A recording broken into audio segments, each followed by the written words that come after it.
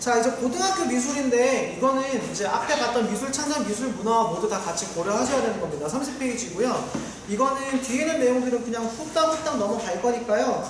앞에 있는 것만 잠깐 보도록 하겠습니다. 성격을 보시면 고등학교 미술 성격은 되게 확 줄어들어요. 앞에 있는 내용 다 빼고 고등학교급에서 어떻게 하는 건지 보여드릴게요.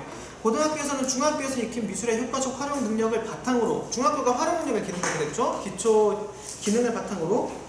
근데 이제 고등학교는 주제와 매체를 확장하여 창의적으로 표현하는 능력과 다원적 가치를 이해하고 체크, 판단 하는 능력을 기르며 미술 활동을 통해 자기를 개발하고 미술 문화를 폭넓게 향유 발전. 자, 이거 1호 개정에서 가치 판단, 문화 존중, 생활화 등 미술의 최종적인 방향들이 여기 다 그대로 적혀져 있는 거고, 중학교랑은 다른 단어들이 사용되어 있는 점들을 좀 주목을 해주시면 될 것 같습니다. 빈칸 뚫더라도 여기도 같이 뚫어주면 되겠죠. 스터디할 때 공부 과정에서는 그 교과목별 목표를 본다면 1호 개정은 성격의 제일 마지막과 과목별 목표를 같이 봐주시면 좋을 것 같습니다. 자, 목표를 보시면 고등학교에서 1번 자신과 세계의 조화를 모색하고 시각문화 가치의 역할을 이해하며 미술을 통한 사회 참여 방안을 탐색하는 능력을 기른다. 2번 주제와 미체를 다양한 방식으로 확장하여 창의적으로 작품을 제작하는 능력을 기른다. 네, 별로 어려운 거 없습니다. 3번 미술문화의 다양성과 교류를 이해하고 작품의 가치를 판단하는 능력을 기른다.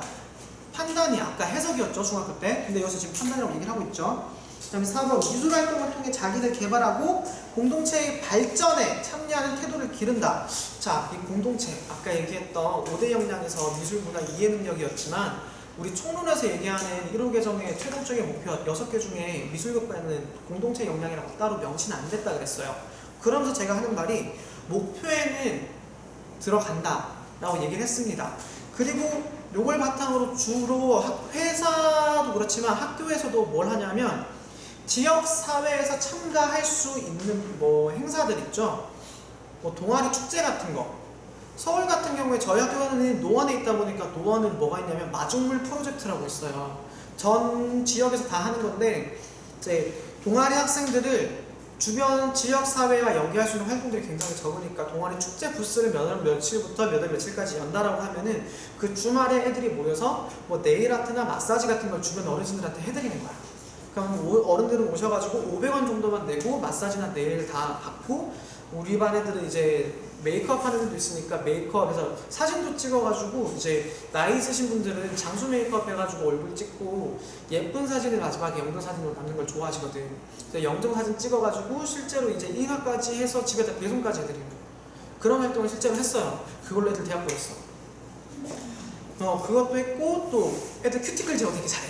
큐티클 열심히 제거해주고 여자애들 그런 거 했어요. 그래서 여기는 공동체 발전에는 이제 뭐 그런 프로젝트가 있다는 걸 기억을 해주시면 되고 대표적인 말로 마중물이에요. 그래서 서울이나 경기도는 이 마중물 프로젝트가 잘 돼 있으니까 나중에 혹시 면접 때 이게 내용이 나온다면 이 마중물 프로젝트에 대해서 검색을 하고 면접 때 대답을 해주시면 좋을 것 같습니다. 그리고 내용 체계 및 성취 기준, 내용 체계인데 어쨌든 내용 요소는 아까 봤던 거랑 다 똑같아요. 그냥 다른 것만 살짝 보도록 하면 내용 요소만 먼저 보도록 하겠습니다. 자, 중학교 내용 요소 같은 경우에는 이제 자신과 환경이었는데 이번에 뭘로 나왔어요? 자신과 세계로 고등학교급으로 올라가면서 바뀌었죠. 그리고 시각문화의 가치와 역할을 물어보고 있습니다. 근데 이제 중학교급에서는 뭐였냐면 이미지와 시각문화였어요. 그리고 그 밑에 미술과 다양한 분야였던 게 미술을 통한 사회 참여. 이렇게 중학교랑 고등학교의 차이점 나중에 표로 정리되어 있는 거 뒤쪽에 있으니까 그거 보고 비교해서 이게 이렇게 바뀌었구나 정리해 주시면 될 것 같고요. 전반적으로 이제 어떻게 됐냐면 확장돼서 주변 환경에 머물렀는데 중학교 때는 이제 고등학교로 올라오면서 사회 전체로 뻗어나가고 있다는 개념. 그래서 세계와 조금 더 관련 있는 걸로 보시면 될 것 같아요. 그리고 가장 큰 차이점은 아까 말씀드렸다시피 중학교는 미술과 직업이었지만 고등학교는 직업 세계와 미술로 바뀌어가지고 미술이 다른 분야에 어떤 직업에 영향을 미치는지 다른 분야에 있는 직업에서도 미술의 영향력을 충분히 미칠 수 있기 때문에 물어보는 거겠죠. 자, 그리고 옆에 보면 인식하기, 모색하기, 참여하기 해서 소통이 조금 더 강조됐다는 것과 그 다음에 연계하기. 참여할 수 있다, 연계할 수 있다, 학습 목표에 참 쓰기 좋은 말이에요. 이 두 개는. 그리고 밑에 표현으로 내려가서 내용 요소 보시면 주제와 의도였어요. 중학교 때는. 그래서 의도를 파악하고 이해하는 거였는데 이제 같이 판단을 했으면 어떻게 추창조 해야겠죠. 그게 여기 그대로 나와 있습니다. 주제를 어떻게 한대? 확장한대요. 내가 봤어. 이걸 패러디를 통해 가지고 저 작품의 의미를 조금 더 확장시킬 수 있을 것 같다. 그게 바로 주제 확장이겠죠. 조형 요소와 원리를 어떻게 응용할 것인지, 그리고 밑에 나와 있는 거 표현 매체의 체크, 융합. 하나의 표현 매체가 아니라 여러 가지 표현 매체를 사용을 하겠다. 현대 작가들이 실제로 이런 것들이 많죠. 이런 부분들은 이제 점점점 현대 미술들을 반영하겠다는 의지가 교육 과정에 들어간 건데, 이거는 DBA가 가지고 있던 태단을 극복하려고 하는 행동이라고 보셔도 좋을 것 같아요. DBA는 현대미술 중에 퍼포먼스나 해프닝이나 이런 것들은 미술로 취급할 수 없고 교육으로 할 수 없는 부분들이다 라고 얘기를 했었죠. 그건 시대적인 부분들을 반영하지 못했고 프리드먼이 그거를 비판을 했습니다. 그렇다면 여기서는 이제 현대에 있는 미술의 흐름이나 지금 다양하게 뻗어나가는 미술의 다변화되는 모습들을, 범주들을 여기에 그대로 반영하겠다라고 할 수 있는 걸 볼 수 있는 거죠. 그리고 중요한 거 성찰과 보완. 이 부분 때문에 제가 계속 얘기를 하는 겁니다. 중학교 거보다 고등학교에 훨씬 더 많이 바뀌었고 새로 만들어졌기 때문에. 자, 옆에는 기능 보시면 탐색하기, 표현하기, 활용하기, 확장하기, 성찰하기. 그래서 확장과 성찰이 중요한 거고요. 그리고 중학교랑 고등학교의 가장 큰 교과서의 차이점, 그다음에 교육과정의 차이점인데요. 감상해서 보시면 이제 중학교는 이제 공통교육과정이라 가지고 공부에서 받는 것처럼 뭐 변천과 변화, 맥락에 대한 이해에서 끝났어요. 근데 이제 여기서 대놓고 뭘 얘기를 하냐면 고등학교쯤 보니까 세 개로 뻗어나간다고 했잖아요. 교류. 그래서 이해에서 끝나는 게 아니라 다른 문화와 어떻게 교류하고 있는지, 어떤 변화가 이루어졌는지 이해하고 있다는 것과, 그 다음에 작품 전시 안 한댔죠? 작품 비평입니다. 중학교에서는 해석으로 끝났지만 고등학교에서 비평까지 올라갔다는 점, 그 다음 판단하기까지 들어가야 된다는 점 보시면 좋을 것 같아요. 자, 뒷장 32페이지입니다.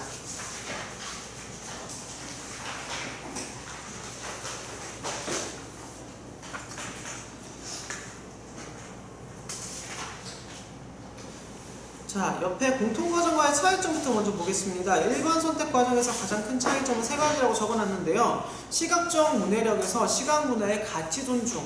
일단 시각적 문해력으로 그 안에 무슨 의지가, 무슨 의도를 가지고 있는지는 중학교 때부터 무조건 배워요. 근데 이제 그거를 존중할 수 있는 역할은 고등학교급에서 배워야 되는 거라고 얘기가 나오는 거고, 이미지를 통한 소통에서 사회 문제를 미술로 해결하는 방안으로의 변화. 즉, 소통할 수 있는 방안을 고등학교쯤 되면 실질적으로 활용하는 거죠. 활용 능력, 실제 활용 능력이 여기서 발현된다고 볼 수 있는 거고, 미술과 관련된 직업에서 자신의 진로와 미술을 연계시키는 방안으로 변화됐다는 것. 즉, 미술을 중학교 때는 자유학기제 때문에 미술과 안에 어떤 직업이 있는지 학생들한테 알려줄 수 있는 반면, 고등학교쯤에 오면은 이제 미술을 제외하고 자기가 원하는 진로들을 찾을 때쯤 됐는데, 그런 진로 속에서 미술이 어떤 역할을 하는지도 좀 설명을 해줄 수 있어야 된다라고 얘기를 하는 거겠죠.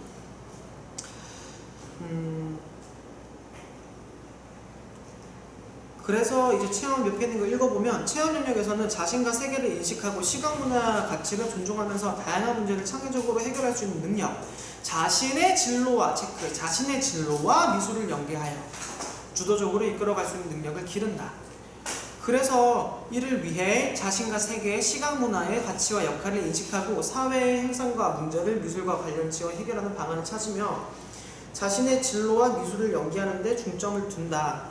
그래서 밑에 있는 1, 2, 3, 4 다 봐야 되는 거고요. 2번 같은 경우에는 이제 중학교 공통에서 나왔던, 공부에서 중학교급에서 나왔던 생활 양식과 사고방식이 고등학교급으로 오히려 올라왔어요. 생활 양식과 사고방식에 영향을 주는 시각문화의 가치와 역할을 이해하고 토론할 수 있어야 되고, 이 토론을 바탕으로 이제 밑에 참여 방안을 모색할 수 있다라고 얘기 나옵니다. 성취 기준에 아까 봤던 기능 용어 다 쌓여져 있죠. 그리고 네 번째, 다양한 직업에서 미술의 활용 사례를 찾아 자신의 진로와 연계할 수 있다. 이거는 진짜 꼭 외우시고, 중학교 거랑 차이가 나는 거, 진로 문제 나온다 그랬을 때 요거 정도 차이 나는 거밖에 없어서 나오면 얘예요. 자, 학습 요소, 자아 정체성 제일 먼저 나오네요. 그럼 이제 스스로 찾으라는 얘기겠죠. 세계와의 조화, 시각 문화가 반영된 생활 양식과 사고방식, 미술을 통한 참여 방안, 진로 다 외우십시오. 자, 교수학습 방법 및 유의사항을 보면요, 조금 더 확장이 됐어요. 자화상, 그냥 일반 자화상 아니겠죠. 여기서 말하는 자화상, 아까 제가 얘기한 것처럼 수많은 내용들을 찾아보고 나와 세계를 연결할 수 있는 부분들, 나와 진로를 연결할 수 있는 부분들을 고민해서 나의 미래 자화상 그려보기, 나의 20년 뒤의 자화상 그려보기도 할 수 있는 거고요. 마인드맵, 역할극, 퍼포먼스 등 다양한 방법을 활용하여 자신과 외부 세계를 이해하도록 지도한다. 결과적으로 자기도 이해하지만 외부 세계까지 이해할 수 있는 방안들로 이런 수업 아이템들을 얘기를 해준 거예요. 2번, 3번 그냥 외우시면 되고요. 4번 자신의 진로와 미소를 관련시킬 수 있는 다양한 방안을 탐색함으로써 직업에 대한 이해를 좀 더 확장하도록 지도한다. 자, 평가 방법 및 유의사항 동그라미 1번 다 외우시고요. 동그라미 2번 보겠습니다. 비판적으로 토론에 참여하는 태도 체크. 비판적으로 토론에 참여하는 태도. 자, 이 비판적이라는 게요, 부정적인 비판이 아니라 말 그대로 이제 시각적 문해력을 바탕으로 어떤 문제점이 있는지 파악하려는 그런 태도를 말하는 거고, 주변과 사회적 문제에 관심을 갖고 해결하는 태도와 자신의 진로와 미술을 연계하려는 태도 등을 지속적으로 관찰하여 평가한다. 이게 일반 선택이 아니라 오히려 진로 선택 같지. 진로 얘기 계속 나오죠. 그래서 미술, 공통, 고등학교 일반 선택에서도 진로에 대한 언급이 계속 나오고 있다는 점, 그래서 진로를 어떤 식으로 풀어나가는지 정리를 좀 해주세요. 자, 그럼 밑에 있는 표현을 보도록 하겠습니다. 고등학교의 표현 영역에서는 창의적으로 표현하거나 연계에 융합할 수 있는 능력과 자신의 미술활동을 성찰하고 발전시키는 자기주도적 미술학습 능력을 기른다. 이를 위해 다양한 발상 방법으로 새로운 주제를 탐색하고 조형 요소와 원리, 표현 매체를 다양하게 응용하며 표현하며 표현 과정과 결과를 종합적으로 점검함으로써 작품을 보완하는 데 중점을 둔다. 점검과 보완. 자, 옆에 있는 네모바 있는 내용 그냥 들으세요.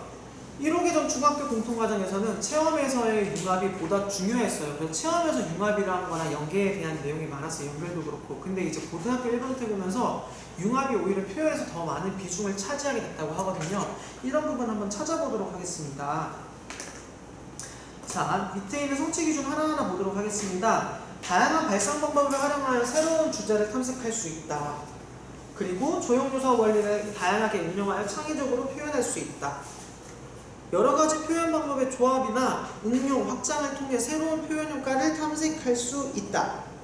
자, 이게 중학교, 고등학교, 아까 이거는 고등학교인데 중학교에서 무슨 얘기인지 기억 잘 안 날 거야. 시간 지나가지고. 중학교에서 보통 뭘 했냐면 탐색해, 보통. 조형을 탐색하든지 아니면 그게 가지고 있는 의도를 탐색한다든지, 그래서 점검하고 탐색해가지고 계획하고 표현하는 거에 끝이 나는데, 이제 고등학교쯤에서 오면은 응용하고 확장하고 응용해서 창의적으로 표현, 즉 조금 더 포괄적으로 융합이 되고 있고 확장하고 있고 연결하고 있다는 걸 볼 수 있죠. 4번에 보면 주제와 표현 의도, 재료와 표현 방법, 매체, 표현 과정, 결과 등을 종합적으로 검토할 수 있다. 종합적으로. 중학교에는 종합적으로 점검하진 않았고 검토하는 내용이 그렇게 중요하게 나오진 않았어요. 작품에 대한 성찰을 바탕으로 작품을 수정하거나 다음 작품에 계획해 반영할 수 있다. 자, 그럼 표현 과정에서 계획에서 성찰과 나왔으면은 옆에 있는 내용들을 나중에 꼭 읽어보시고 성찰과 보완을 나중에 답안지 어떻게 작성할 건지 이해해 주시면 될 것 같습니다. 자, 32페이지 넘어가겠습니다.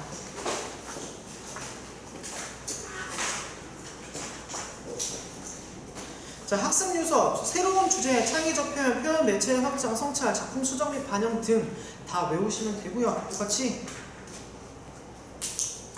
교수 학습 방법 및 유의사항입니다. 브레인스토밍, 마인드맵, 체크리스트 등을 활용하여 새로운 주제를 탐색하도록 한다.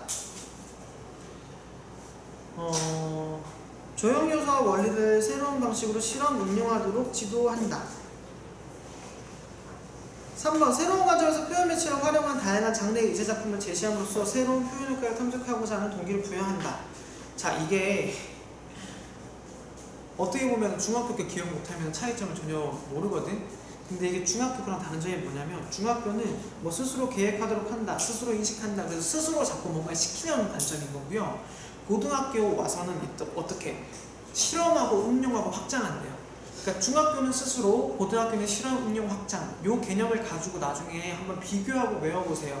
이거는 진짜 시간이 오래 걸리더라도 지금부터 하나하나 외워나가다 보면은 차이점을 발견하실 수 있을 거예요. 그리고 뭐 4번 있는 거 보면 5번을 보시면 성찰의 결과를 분석하고 적극 활용하는 것이 자신의 발생과 재단 능력을 발전시키는 데 도움이 된다는 것을 이해하도록 지도한다. 이게 제일 중요하고 제일 어렵습니다. 실제 학생들한테 가르치기도 굉장히 어렵고요. 그리고 이게 옆에 적혀 있다시피 시험 문제에서 가장 많이 다루어질 내용이에요. 아이들한테 이런 부분에 대한 여기 있는 이 단계에 대해서 문제를 낸다거나 이 단계에서 교사가 할 수 있는 발문을 낸다거나 수업에서 이제 실제 수업을 감상하고 뭐 패러디를 하는데 이걸 활용한다거나 평가 방법 및 유의사항에서도 이게 바탕이 됩니다. 동그라미 1번 새로운 주제 탐색 능력, 조형 요소와 원리의 응용 능력, 표현 매체의 능용 능력, 제작 과정과 결과에 대한 종합적 분석 능력 등을 평가한다. 새로운 표현을 시도하려는 실험적 태도, 성찰 결과를 반영하려는 노력 등을 지속적으로 관찰하여 평가한다. 성찰과 보완을 평가에서까지 반영하겠다라는 말인 거죠. 그리고 종합적 분석 능력은 해석에서 나아가서 이제 분석까지 하라는 건데 여기는 어떻게 가치 판단까지 포함한다는 내용이에요. 그냥 단순 분석 아니에요. 동그라미 1번에요. 여기 있는 분석은 다시 한번 말하지만 판단까지 어느 정도 감안해서 여기서 나온다는 겁니다. 자, 그러면은 표현도 끝났고요. 이제 감상을 볼 거예요. 고등학교의 감상 영역에서는 세계미술 문화의 이해를 통해 상호 관련성을 파악하고 다원적 가치 존중하며 미술작품의 가치를 판단하는 능력을 기른다 하는데 상호 관련성 나왔습니다. 이 상호 관련성 하면 제일 먼저 떠올라야 될 용어가 뭘까요? 뭘까요? 상호? 그렇지. 상호 텍스트. intertextuality. 그래서 적어도 이게 다른 문화의 작품과 작품도 인터텍스처럴, 상호 관련성, 상호 텍스트가 될 수 있겠구나. 우리 입장에서 봤을 때 되게 미개하지만 그 사람들 입장에서는 종교적인 이유일 수도 있는 거잖아. 그리고 그런 것들을 존중해줄 수 있는 태도 같은 것들 얘기하는 거겠죠. 이를 위해 맥락에 따른 미술 문화의 다양성과 시대와 지역에 따른 문화 교류를 이해하며 비평 관점에 근거하여 미술 작품의 가치를 판단하고 자료와 정보를 활용하여 논리적으로 서술하는 데 중점을 둔다. 보시면 이제 성취 기준 보시면 이제 첫 번째 거는 중학교 거랑 크게 다르지 않아요. 이해할 수 있는 걸로 끝나요. 근데 두 번째 걸 보시면 미술의 교류와 상호 관련성을 설명할 수 있다. 저 같으면 이거 성취 기준 그대로 다 내놓고 빗감 뚫기 할 것 같아요. 너무 재밌을 것 같아요. 그리고 상호 관련성, 상호 텍스트라 적는 사람들 굉장히 많을걸. 그래서 정확한 용어 기억해 두시고요. 미술작품 비평의 다양한 관점을 알고 이를 활용하여 작품의 가치를 판단할 수 있다. 그럼 미술작품 비평의 다양한 관점 나왔네요. 그럼 우리는 지금까지 봤던 마르크스주의, 재단 비평이나 뭐 이데올로기의 분석이나 내재적 비평, 형식주의 비평, 의도주의 비평 이런 것들을 다 구분할 수 있어야겠죠? 미술 작품에 대한 자신의 견해를 관련 자료와 정보 등을 활용하여 논리적으로 서술할 수 있다. 여기서도 마찬가지로 뭘 주장하고 있어요? 글쓰기의 중요성을 언급하고 있습니다.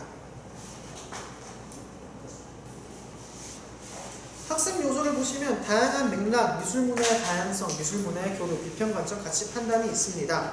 자, 교수 학습 방법 및 유의사항입니다.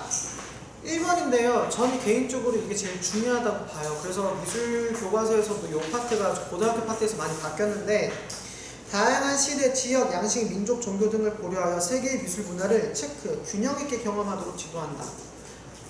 중학교에서는 어떻게 처음에 시작했어요? 뭐부터 해야 된다? 공부에서는 일단 우리 문화부터 먼저 이해해야 된다고 얘기를 했고 이제 1, 2 중간에서는 변천에 대해서 이해한다 그랬는데 이제 공부에서는 그런 변천도 어떻게 균형 있게 다룰 수 있게 해야 된다. 다양한 분야를 균형 있게 이게 또 어떻게 보면 통합적 의미라고 볼 수 있겠죠. 그래서 프로젝트 학습법을 활용하여 미술 문화 교류에 대한 다양한 자료를 조사하고 교류 또 나왔죠. 종합하여 발표하도록 지도한다. 형식, 주제, 도상, 역사적 배경, 문화적 가치 등 다양한 비평 관점을 이해하고 작품의 가치를 판단하는 데 활용하도록 지도한다. 그리고 4번이 중요한 건데요. 신문기사, 인터넷 서적 등을 활용하여 관련 자료와 정보를 분석하고 이를 비평의 근거로 삼아 체크, 설득력 있게 자신의 생각을 서술하도록 지도한다. 이게 형식 기준이 되기도 해서 저는 애들이 틀린 말을 하더라도 자기 주장을 논리적으로 하게 되면 점수를 줘요. 왜냐면 이게 실제 여기 나와 있으니까 점수를 안 줄 수는 없어. 틀린 말을 했다 할지라도 너무 잘 적으면. 이런 것들도 성취 기준으로 활용을 할 수 있을 거예요. 유의사항으로. 자, 그럼 이런 교류에 대한 대표적인 교과서의 예를 찾아보면 참 좋겠죠? 미술문화 교과서에서 찾아볼 수 있을 거예요. 지금 1호 개정 교과서는 안 나왔으니까. 대표적인 게 실크로드. 실크로드 하면 뭐가 있을까요? 무슨 석굴? 용분 석굴 누구야? 둔항 석굴 있을 거고요. 실크로드에. 또 우리나라에 뭐 있어요? 청자에 뭐? 청자 재료. 코발트 블루. 해외청 어디예요? 지금 어디? 칠면조. 그치. 페르시아요. 자, 그럼 자포니즘. 이거 카츠니카 호쿠사이 같이 이제 포장지로 들어왔던 거 얘기할 수 있겠죠. 그리고 고려 청자의 비회좀 얘기했고, 델프트 자기 우리나라 하밀표류기 왔던 사람들. 나중에 우리나라 거 가져가가지고 거기서 덴마크 자기로 굉장히 유명해지지. 어떻게 우리나라보다 더 비싸게 팔리고 있어 덴마크 자기가. 아무리 봐도 퀄리티는 우리나라 게 더 좋은데 명품이 되는 바람에 뒤로 넘기겠습니다. 자, 평가 방법 및 유의사항 같은 경우는요, 동그라미 2번만 보시면 될 것 같아요. 다양한 미술 문화를 수용하는 개방적 태도, 비평에 적극적으로 참여하는 태도, 다양한 의견을 존중하는 태도 등을 지속적으로 관찰하여 평가한다 보시면 되고, 교수 학생의 평가의 방향은 진짜 이거는 크게 다른 거 없고 고등학교랑 거의 비슷하거든요. 그냥 보시면은 뭐 2번에서 타 분야들과 연계 융합하여 교수 학습을 계획하고 실행한다. 이 정도 이것만 그냥 보시면 되고 나머지는 비슷해서 굳이 안 하고 넘어가도록 하겠습니다. 자, 그러면 35페이지 보시면 될 거예요.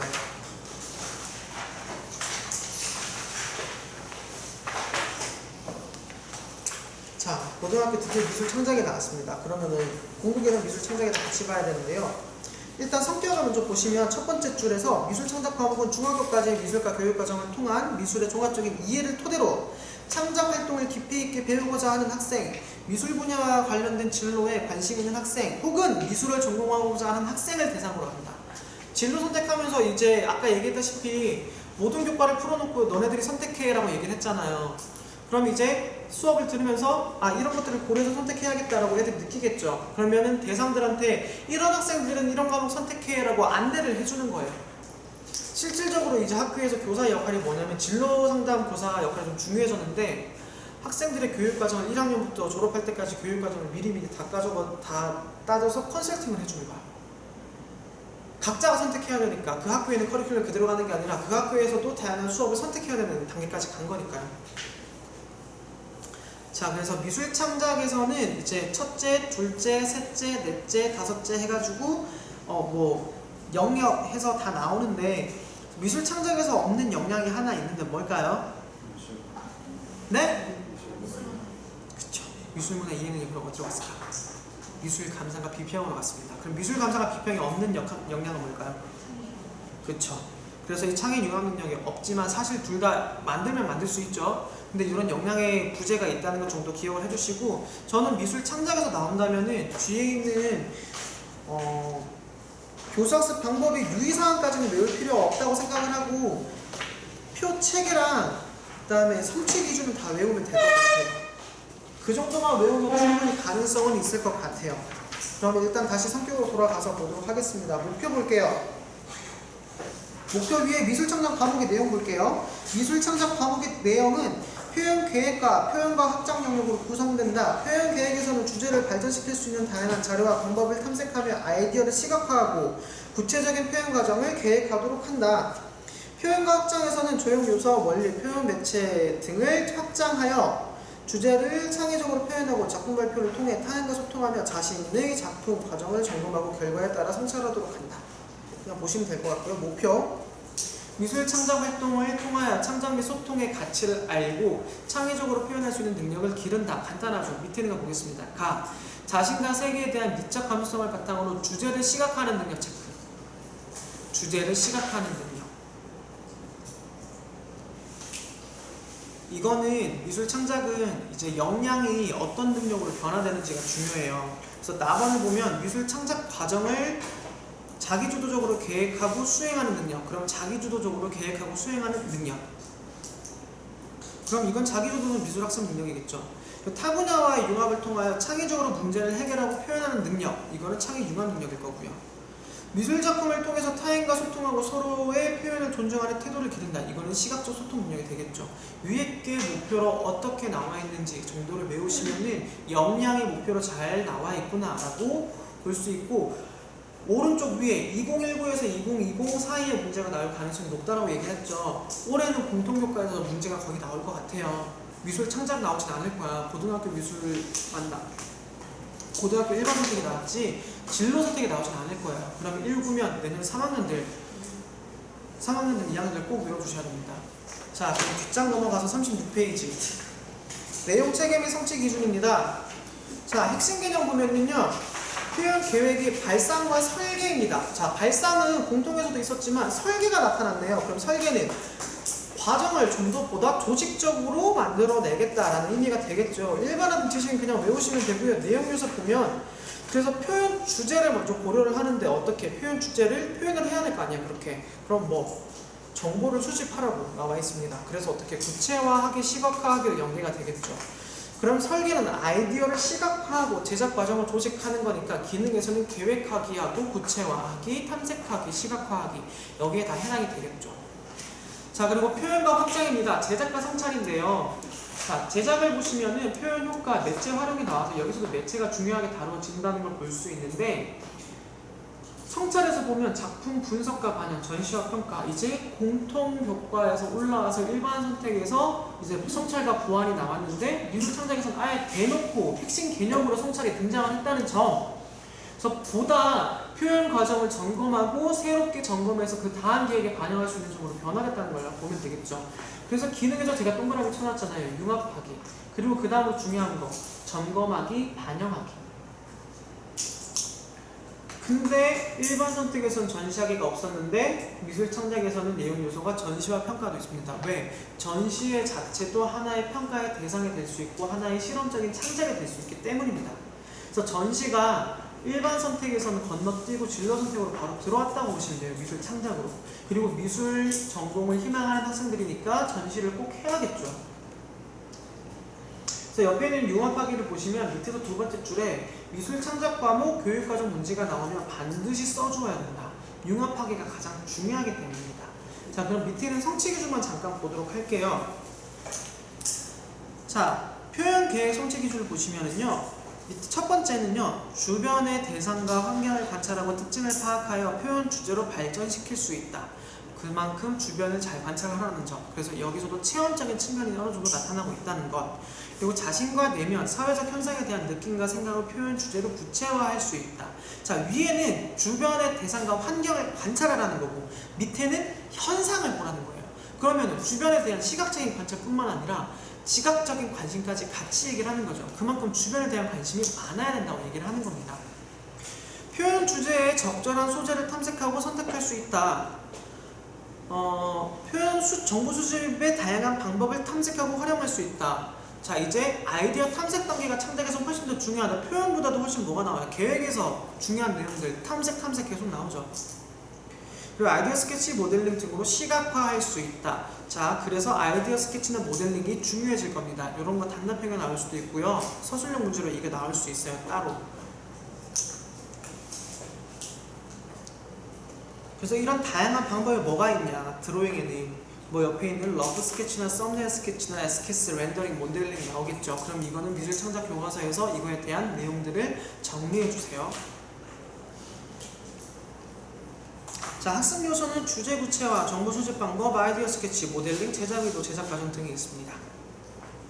뭐 교사학습 방법 및 유의사항을 보면은 6번만 볼게요. 학습자가 스스로 실험해보고 자신의 표현 의도에 적합한 것을 선택하도록 지도한다. 그래서 시도를 여러 가지로 해보고 자기가 했을 때 괜찮은 게 있어. 그럼 그걸 선택하는 거고 괜찮은 게 없어. 그러면 점검해서 어떻게 보완해서 다시 처음부터 시작하도록 하면 되는 거예요. 반 이상이 포기할 거예요. 그럼 진짜 반 이상이 포기할 거예요. 그럼. 자, 그럼 7번을 보시면 제작 과정을 보상하여 작품 계획서를 작성하고 상호 점검과 논의를 통해 수정 보완하도록 한다. 여기서도 마찬가지로 성찰이 바탕이 돼서 수정과 보완이 나타났다는 점 기억해 두시고 뒤로 넘어가겠습니다.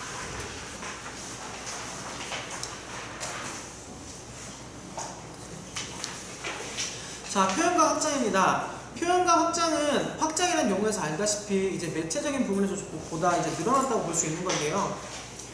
미술과 다양한 분야의 지식, 기술, 경험 등을 연계하고 활용하여 문제를 해결하는 창의 융합 능력과 자신의 작품에 대하여 반성적으로 사고하고 개선하는 자기주도적 미술학습 능력을 기른다. 이를 위해 조형 요소와 원리를 효과적으로 활용하고 표현 매체를 다양한 영역과 융합하여 확장함으로써 창의적으로 표현하며 완성된 작품을 분석하여 개선하며 발표를 통해 타인과 소통하면서 자신의 작품 과정과 결과를 점검하는 데 중점을 둔다. 말이 어렵죠? 이거 키워드 나중에 딱딱딱 정리해가지고 빗가들기로 한번 진행해보세요. 표현과 확장은요. 자, 그럼 성취 기준 하나하나 보도록 하겠습니다. 1번 쉬우니까 넘기고요. 2번 표현 기법의 특징을 알고 능숙하게 정립할 수 있다. 그럼 능숙할 때까지 뭘 하라는 거예요? 연습하라는 거예요. 여러분 시도하고 연습하라는 겁니다.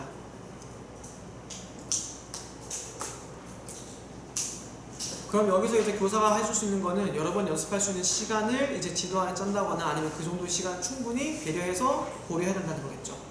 회화, 조서, 디자인, 공예, 영상 등 장르별 표현 매체를 연계하여 새로운 방법으로 실험할 수 있다. 뭐 조서에다가 영상을 쏜다던가, 디자인인데 영상 디자인이 아니라 포스터 디자인인데 사람의 포스터가 있다던가, 이런 식으로 다양한 매체를 연계할 수 있다는 거죠. 그럼 그런 양식들을 교과서에서 찾아볼 수 있는 거고, 전달 매체들을.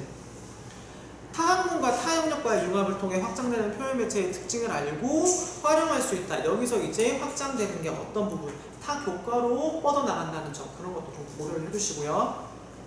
작품의 제작 의도를 파악하고 표현 매체 활용의 특징과 효과, 조형 방식의 차이 등을 분석할 수 있다. 이건 쉽죠? 이거는 어떻게 보면은 미술 비평과 미술 감상에서도 다루는 내용이니까 같이 보시면 되고요. 6번 별표해 주시면 수정 보완 얘기 나오고 있습니다. 그리고 7번 작품 전시회를 기획하고 참여할 수 있다. 이것조차 이제 학생들이 따로 뭐 미술반 동아리가 한다는 게 아니라 모든 학생들이 전시회에 참여하고 기획을 한다는 거니까 어떻게 교사가 기획하는 거야? 반별로 어떤 전시회를 기획할 건지 스스로 맡기는 거예요.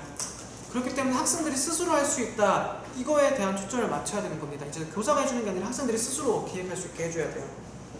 포트폴리오를 제작하여 과정과 결과를 점검할 수 있다. 그래서 타학문과 타영역과의 융합을 했던 4번과 이제 이런 걸 바탕으로 내가 시도했을 때 어려움이 있었던 걸 포트폴리오에 다 적용을 해야 되는 거고, 실질적으로 수업에서 이런 매체 영역의 확장을 가져왔던 도판들을 찾아본다면은 뭐 장팅겔리의 작품이나 뭐 키네틱 아트 같은 경우, 뭐 사이언스 작품, 뭐 작품 중에 그거 있죠, 무슨 막 이렇게 하면은 마녀의 구슬 같은 건데 사실 손대면 전기가 막 통해가지고 빡 하는 그 과학관에 가면 있는 거, 그런 것들도 하나의 예술 매체거든요. 그런 거 선정을 할 수 있는 거고, 교수학습 방법 및 유의사항은 제가 아까 얘기했던 건 2번입니다. 동그라미 2번이에요. 이게 밑에 있는 성취 기준 2번과 똑같은데, 재료와 연구에 따른 표현 기법을 어떻게 하래? 능숙하게 활용하도록 충분한 시간과 연습의 기회를 제공한다. 그러니까 이건 뭐 연습할 수 있게 직접 교수법을 해야겠죠. 그러면 이 부분은 어떻게 아까 말했던 성취 기준과 연결이 되는 거고, 유의사항의 위에 있는 성취 기준과 어떻게 연결되는지 나중에 한번 점검해 보시면 되겠죠. 만약에 제가 내년에 기회가 된다면 이거는 미술 창작과 미술 감상과 비평만 따로 한번 더 얘기를 드리겠지만, 올해는 힘 뺄 필요는 없어서 여기에 대해서 마무리하는 겁니다. 그리고 또 4번으로, 동그라미 4번으로 가면 매체의 융합 사례를 조사하라 그러니까 이것도 마찬가지로 교과서에서 찾아본다거나 지도서에서 찾아보시면 되겠죠.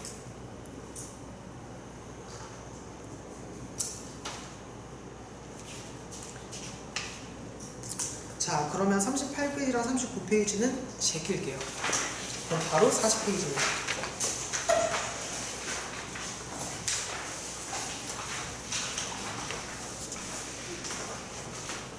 자, 40페이지 보시면은요, 미술 감상과 비평입니다. 이제 이게 미술 문화가 미술 감상과 비평이 된 거니까 조금의 차이는 있을 수 있는데요. 일단 성격을 보시면 두 번째 줄에 인문학적인 소양을 기르고자 하는 학생을 대상으로 한다. 아까 제가 얘기 드렸다시피 이거는 뭐다? 인문학 중심 미술 교육에서 뻗어나는 거라고 볼 수 있다 라고 얘기 드릴 수 있습니다. 자, 그러면은 목표로 바로 내려가면서 목표 위에 있는 단락 보겠습니다. 미술 감상과 비평 과목은 내용에 미술의 역사와 미술의 비평 영역으로 구성된다. 이제 미술 문화에서는 미술의 기능과 미술 감상이었는데 오히려 역사와 비평으로 좀 더 세분화됐고, 좀 어떻게 보면은 이제 본질적인 부분들이 어느 정도 더 반영이 된 거 아닌가라고 할 수 있는 부분들을 찾을 수 있어요. 미술의 역사에서는 미술 작품의 작가에 대한 탐구를 통하여 미술과 사회를 연결하여 사고하고 분석한다. 어느 정도 맥락도 반영되어 있다라고 볼 수 있겠죠. 또한 다양한 문화권 미술의 특징과 변천을 사회 문화적 맥락에서 이해하고 의미를 해석한다. 반대로 미술의 비평에서는 다양한 방법으로 미적 대상에 대한 반응을 명료화하고 반응 명료화인데 그러니까 반응 중심 학습법이죠. 자신의 관점에서 작품의 가치를 평가하도록 한다. 또한 미술 작품에 대한 자신의 비평을 논리적으로 표현하도록 한다. 비평은 토론이 될 수도 있고 글쓰기가 될 수도 있고 그래서 본질과 맥락이 보다 자세히 적혀져 있는 인문학적인 소양을 기르는 교양인으로서 성장이 가능한 부분이라고 볼 수 있습니다. 자, 목표를 보시면 미술 감상과 비평 활동을 통하여 미술 문화를 이해하고 다원적 가치를 존중하는 태도를 기른다. 아까 얘기했다시피 창의 융합 능력에 빠져있기 때문에 답은 다양한 문화권의 미술을 사회문화적 맥락에서 이해하는 능력을 기른다. 이건 미술 문화 이해 능력. 아까 미술 창작에서 볼 수 없었던 게 제일 먼저 나왔네요. 4번 미술 작품의 특징을 분석하고 자신의 반응을 명료화하는 능력을 기른다. 반응 명료화. 이건 뭘까요? 이건 미적 감수성이라고 볼 수 있겠죠. 미술 작품의 가치를 비판적으로 판단하고 소통하는 능력을 기른다. 이것도 시각적 소통 능력 혹은 미적 감수성 둘 다 해당될 수 있고요. 라번 미술 감상과 비평 활동을 주도적으로 참여하며 타인의 느낌과 생각을 이해하고 존중하는 태도를 기른다. 이것 역시 미적 감수성과 시각적 소통 능력, 미술 문화 이해 능력 모든 걸 다 적용할 수 있는 역량. 그래서 미술 창작은 1대1로 연결이 되지만 미술 감상과 비평은 여러 개가 다 짬뽕될 수 있다는 점. 그걸 좀 판단해 주시면 될 것 같아요. 뒷장으로 가겠습니다.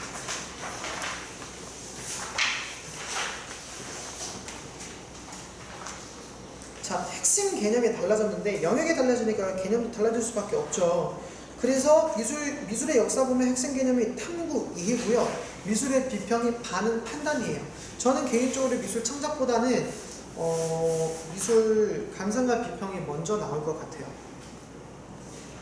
창작이 나오기 전에 얘가 먼저 나와야지 문제의 순서가 아다리가 좀 맞아 떨어질 것 같은 게 미술 감상과 비평은 실제 일선에서 많이 선택은 안 하겠지만 이제 미술 문화 과목이 미술 감상과 비평으로 바뀌었잖아요. 공부 과정에서 얘기하면서 미술 감상이 미술과 삶이 미술 문화로 바뀌어가지고 문제로 자주 나왔다고 얘기를 했어요. 그렇기 때문에 여기서도 그런 부분을 확실하게 봐주셔야 돼서 핵심 개념은 탐구, 이해인데 일반화된 지식 예를 같이 볼게요. 탐구, 미술 작품과 작가에 대한 다양한 정보를 수집 분석하고 그 특징과 의미를 탐구한다. 그러니까 내용적으로 탐구는 뭐? 두 개밖에 못하지. 작가를 탐구하거나 작품을 탐구하거나 얘는 이해하기가 쉬워요. 그래서 이해는 뭐? 다양한 문화권 미술의 특징과 변천 과정, 중학교 때 했던 거죠. 이해하고요. 사회문화적 맥락에서 미술 작품의 의미를 해석한다. 자, 문화적 맥락에서 해석한다는 점. 아까 고등학교 일반 선택에서 나왔던 게 조금 더 발전됐습니다. 그래서 미술의 변천, 미술의 사회문화적 맥락. 그럼 이거는 대놓고 맥락을 보겠다라고 하는 거죠. 그래서 기능을 보면은 되게 다양해졌어요. 정보 수집하기, 그 다음에 추론하기, 분석하기, 설명하기, 관련짓기, 해석하기. 여기 있는 기능도 굉장히 중요하죠. 그럼 미술의 비평을 어떻게 할 거냐 해서 봤더니 핵심 개념이 반응과 판단입니다. 먼저 반응했고 반응을 점점 명료화하다 보면 마지막에 어떻게 될까요? 판단이 되겠죠. 이것 자체가 뭐가 되겠어요? 반응 중심 학습법이 되겠죠. 반응, 다양한 방법으로 미적 대상에 대한 자신의 반응을 형성하고 분석하고 명료화한다. 일단 먼저 반응 형성하고요. 그 다음에 자기 반응 분석해야 돼요. 이거 완전 반응 중심인데? 밑에 판단 보겠습니다. 비평 방법을 활용하여 자신의 관점에 따라 미적 대상의 가치를 평가하고 논리적으로 표현한다. 그걸 어떻게 표현할 건데? 뭘로? 글쓰기로. 그러니까 기능에 보시면 붉은 글씨로 논술을 하래. 비평. 그래서 비평 방법과 관점은 이 단계에서 이제 비평 반응 중심 학습에서도 한 3-4번째 단계에서는 다양한 비평 단계, 비평 방법을 고려할 수 있을 거예요. 관점이나 기준도. 그리고 실제로 비평을 활동을 하는데 뭘로써? 기술하기, 논술하기로 들어가는 거죠. 그래서 옆에 있는 기능에서 가장 중요한 게 논술하기고요. 그걸 통해서 소통을 어떻게 할까? 발표를 통해서 서로의 의견을 존중하는 거고요. 명료화하는 거, 보다 자세히 나의 반응을 명료화하는 게 중요한 거겠죠. 이게 교육과정을 보고 나니까 조금 더 이해는 빠를 수 있거든요. 그럼 밑에 있는 성취기 좀 바로 넘어가겠습니다. 미술의 역사. 미술의 역사 영역은 미술 작품과 작가에 대한 정보를 수집하고 분석 추론해 가는 과정을 통하여 자기주도적 미술학습 능력을 기르고 다양한 문화권의 미술이 변화하고 발전하는 과정에 대한 학습을 통하여 미술 문화 이해 능력을 기른다. 이를 위해 미술 작품과 작가를 시대적 사회 문화적 맥락 속에서 주도적으로 탐구하면서 미술이 가지는 의미와 가치를 발견하고 이해하도록 하는 데 중점을 둔다라고 얘기를 했습니다. 자, 자, 그러면 당연히 첫 번째 미술작품의 조형적 특징 분석은 중학교 때부터 해오는 거니까 어렵지 않아요. 너무 간단한 거예요. 두 번째, 미술작품에 관한 다양한 자료와 정보를 수집하여 의미를 추론할 수 있다. 정보를 수집하는 것조차도 탐색일 수 있으니까 중요한 거겠죠. 탐구겠죠. 작가의 표현 양식과 개인적 경험, 성장 배경 등의 관계를 탐색할 수 있다. 이거 아까 얘기할 때 동기 유발에서 중학교 때 1화 기억해요. 그런 일과 스토리텔링에도 연결이 될 수 있기 때문에 학생들이 스스로 찾아볼 수 있지만 그거를 제시해 주는 거, 어디에서 한번 찾아볼래? 라고 얘기해 주는 게 교사의 역할이겠죠. 그럼 교사는 그런 자료를 활용할 수 있는 능력, 자료를 수집할 수 있는 능력을 도와주는 역할을 해야 되는 게 교사인 겁니다. 그럼 뭐 이런 수업 나왔을 때 유의점 물어볼 거예요. 빈칸 해놓고 이 상황에서 교사가 유의해줘야 될 점은 이라면 이런 것들을 얘기해 줄 수 있는 겁니다. 그리고 다양한 문화권, 미술의 지역적, 조형적 특징을 말할 수 있다. 일부러 5번 먼저 보는 겁니다. 그럼 6번, 미술의 변천 과정을 알고 시대별 특징을 구별할 수 있다. 네, 미술 작품의 내용과 형식을 역사, 정치, 경제, 사회적 배경과 관련지어 설명할 수 있다. 이거 무슨 주의? 마르크스 주의인 거죠. 8번, 미술 작품이 지닌 사회 문화적 의의를 해석할 수 있다. 판단이 아니라 해석이 먼저 나왔습니다. 근데 4번을 보면요, 작가의 작품 세계에 영향을 미친 미술 사조를 탐구할 수 있다. 자, 그러면 미술 사조를 알기 전에 뭘 알아야 돼요? 제가 미술사는 뭐에 근거한다? 정치사. 정치사는 뭐가 포함되나? 전쟁사도 포함이 되는 겁니다.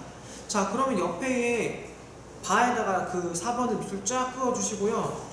1, 2, 미강 01-04의 예시를 교과서에서 찾으라 그러면 어떤 걸 찾을 수 있냐면 대표적으로 우리 실존주의 미술 얘기할 수 있겠죠. 실존주의와 미술, 그러면 추상표현주의와 작품 이티, 엠포르멜 모두 다 얘기해요. 그리고 두 번째, 극사실주의도 얘기를 할 수 있어요. 시뮬라시옹이 대두가 되니까. 그리고 세 번째는 초현실주의, 1차 세계대전 때문에 일어났으니까. 그럼 플럭서스 그룹, 서로서로 연계받았죠. 다도 해당될 수 있고요. 그럼 어떤 메시지 같은 것들이 여기에 해당되는지, 작가에게 영향을 미친 것들 같은 것들도 고민해보면 되겠죠. 예를 들어가지고 김현정 작가 내조 시리즈 나왔어요. 그건 뭐예요? 평범하게 살고 있는 여자들이 아니라 어떤 여자들, 그러니까 집에서는 라면을 먹고 있지만 밖에 나갈 때는 엄청 명품으로 화려하게 꾸며가지고 실속 없는 여자들을 약간은 비꼬기 위해서 만들었다고 할 수 있죠. 그런 부분들도 어떻게 보면은 그 사람이 살아왔던 사회적 배경, 그런 것들을 봤기 때문에 그런 것들을 그렸을 거 아니야. 볼 수 있는 겁니다. 학습 요소 밑에서 보겠습니다. 작품의 조형적 특징, 작품의 의미 추론, 미술사조, 다양한 문화권의 미술, 미술의 사회 문화적 의의 등 다 봐야겠죠. 이겁니다. 자, 근데 3번을 보세요. 밑에 나번에 동그라미 3번. 유의사항의 3번에 보면 연극 보고서 당연히 자주 나오는데 그 옆에 대박이야. 작업실을 방문한대. 우리 신은탑 작업실 방문 한번 갈까요? 역할극, 토론, 인터뷰 등 작가에 대해 탐구할 수 있는 다양한 방법을 활용하도록 한다. 그러니까 이제 작가 인터뷰가 나오는데 사실 이 인터뷰는요, 중학교 때도 사용은 해요. 그래서 교과서에 보면은 작가 인터뷰에 대한 내용도 많이 나오거든요. 그래서 이제 이런 것들도 좀 봐주시면 될 것 같고, 뒷장 보도록 하겠습니다.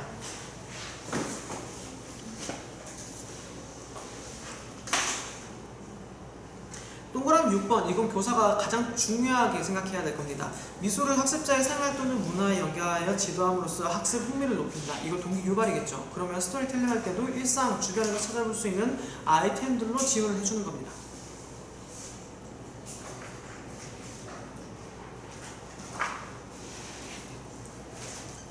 평가 방법 및 유의사항은 아까 봤던 것들이기 때문에 어렵지 않아서 그대로 다 보시면 될 것 같고요. 밑에 미술의 비평 볼게요. 자, 미술의 비평 영역은 미적 대상에 반응하고 분석하는 비평적 사고를 내면화하여 미적 감수성을 기르고 미적 대상에 대한 해석과 판단을 통해 시각적 소통 능력을 기른다. 이를 위해 미술작품에 대한 주관적 반응을 형성하여 명료화하고 미술작품의 가치를 판단하여 소통하며 창의적인 방식으로 확장하는 경험. 자, 체크. 창의적인 방식으로 확장하는 경험을 제공하는 데 중점을 둔다. 자, 어떻게 확장하냐. 이렇게 보면은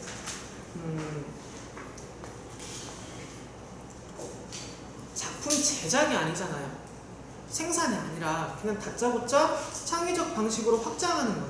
그러면 상상을 실제화할 수 있는 건데 우리가 상상을 실제로 만드는 데는 어려움이 많이 따를까요? 안 따를까요?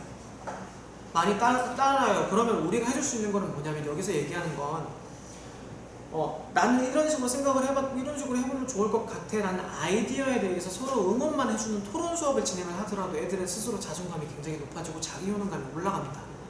그러니까 적어도 스스로의 아이디어에 대해서 구체적으로 얘기를 해준다. 제가 2학기 때 진행하는 수업이 바로 그 유니버셜 디자인이거든요.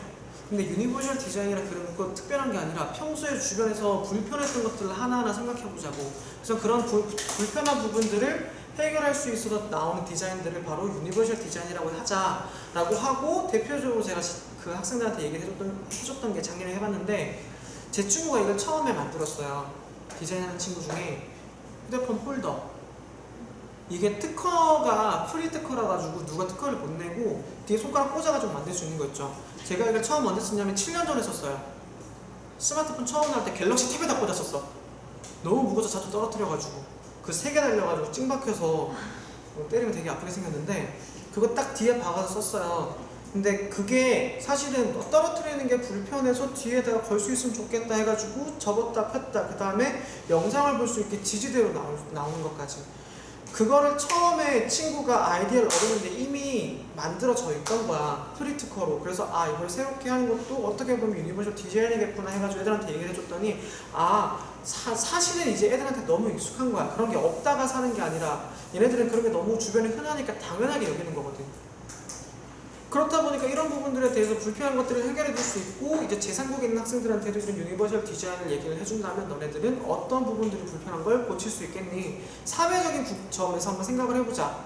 세계적인 부분으로 생각을 해보자. 그러면 이제 얘네들이 디자이너 수준에서 생각을 해볼 수 있는 거고, 세계라는 관점은 고등학교 수준에서 설정을 해줄 수 있는 건데, 실제 수업에서는 이게 너무 힘드니까 어떻게 우리 주변에서 불편했던 점들을 개선하는 쪽으로 한번 접근해보자. 여기에다가 적용할 수 있는 방안들이 그런 것들인 거죠. 자, 그러면 제 성취 기준 보도록 하겠습니다. 생활 주변 미술관, 박물관, 작가 작업실 등 다양한 공간에서 미적 대상을 탐색할 수 있습니다. 네, 할 수 있어요. 그냥 이러면 돼요. 근데 두 번째, 미적 대상에 대한 자신의 직관적, 정서적, 감정적 반응을 체크, 묘사할 수 있다. 정확한 용어를 사용하여서 지칭할 수 있느냐가 바로 문제겠죠. 그리고 자신의 반응을 미적 대상의 특징, 지식, 정보 등과 연결하여 설명할 수 있다. 네 번째, 미적 대상에 대한 서로의 느낌과 생각을 비교하여 자신의 반응을 명료화할 수 있다. 이거 반응 중심인 거죠. 5번 넘기고요. 6번 체크, 미술작품에 대한 근거를 들어 비평하고 체크, 미술 용어를 활용하여 논술할 수 있다. 아까 제일 중요한 건 이거예요. 그 옆에 적어놨죠. 평가 기준이기도 하지만 임용고시 답안의 채점 기준이기도 하다고. 그러니까 키워드를 모르면 설명이 안 돼. 미술 용어가 키워드니까. 그리고 창의적인 방식으로 자신의 비평을 확장하고 소통할 수 있다. 학생 요소로 미적 반응, 반응의 명료화, 비평 방법, 비평 관점, 작품 분석, 작품 해석, 비평의 확장 등이라고 얘기를 할 수 있는 거고,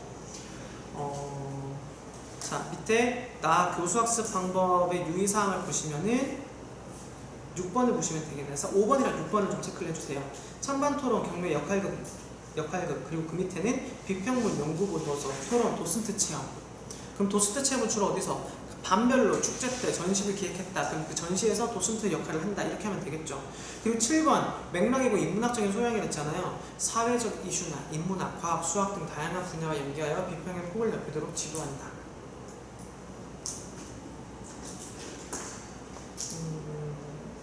평가 방법이 평가 유의사항도 그냥 넘기도록 하고요. 뒷장에 있는 40페이지, 44페이지 제끼고, 그러면 이제 오늘도 마무리하는데 45페이지 보실까요? 자, 일단 45페이지는 미술과 1, 2계정과 1호 계정 제가 표 정리해놨으니까 한번 비교해보도록 하시고요. 이게 완벽한 게 아니라 각자가 준비할 거면은 이걸 또 타이핑해가지고 서로 비교하는 표를 만들어 보도록 하세요. 그리고 1호 계정 교육과정의 다양한 변화는 46페이지에 나와 있습니다. 이거는 작년에 제가 한 거라고 솔직히 미흡한 부분도 있고 아트 프로필도 빠진 부분도 있기 때문에 이건 가이드라인으로 삼으시고요. 오늘 제가 한 내용을 바탕으로 여러분들이 스스로 공부 계정과 차이점, 그 다음에 중학교급과 고등학교급의 차이점을 따로 분석을 한번 해보세요. 자, 그러면 오늘 여기서 마치도록 하겠습니다. 고생하셨습니다.